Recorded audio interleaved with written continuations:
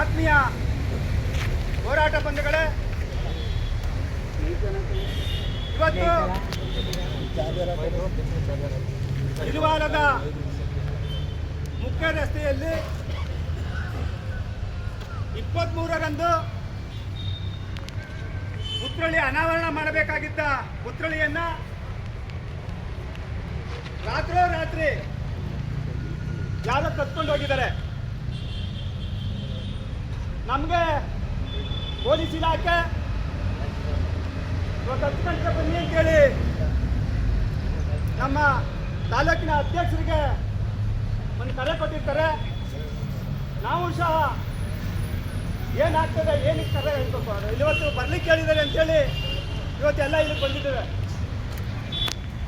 ಕಾರಣ ಇಷ್ಟೇ, ನಾವೇನು ಕಳುವಾಗ್ತದೆ ಅಂತ ನಮ್ಗೆ ಗೊತ್ತೇ ಇಲ್ಲ.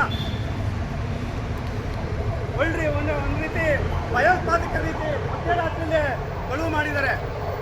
ಇದನ್ನು ವಿರೋಧಿಸಿ ಏಕೈಕ ತಕ್ಷಣದಲ್ಲೇ ಇವತ್ತು ಒಂದು ಚಳುವಳಿಯನ್ನು ಹಮ್ಮಿಕೊಂಡಿದ್ದೇವೆ.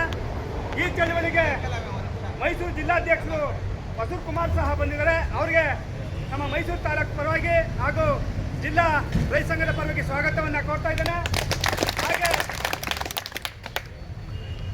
ಇನ್ನೊಬ್ಬರು ನಮ್ಮ DSS ಮುಖಂಡರು ರಾಮಕೃಷ್ಣ ಅವರು ಹುಣಸೂರವರು ಸಹ ನಮಗೆ ಬೆಂಬಲ ಸೂಚಿಸಿ ಕಾರ್ಯಕ್ರಮಕ್ಕೆ ಬಂದಿದ್ದಾರೆ. ಅವ್ರಿಗೂ ಸಹ ನಾವು ಜಿಲ್ಲಾ ರೈತ ಸಂಘದ ಪರವಾಗಿ ಸ್ವಾಗತವನ್ನು ಕೋರ್ತಾ ಇದ್ದೇನೆ.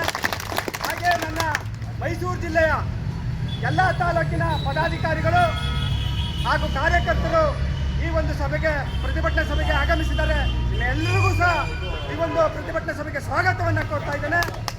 ಈ ಕಾರ್ಯಕ್ರಮವನ್ನು, ಈ ಪ್ರತಿಭಟನೆ ಕುರಿತು ಜಿಲ್ಲಾಧ್ಯಕ್ಷರು ಮಾತಾಡಬೇಕು ಅಂತ 2 ನಿಮಿಷ ಮಾತಾಡಬೇಕು ಅಂತ ಕೇಳ್ಬೋದು.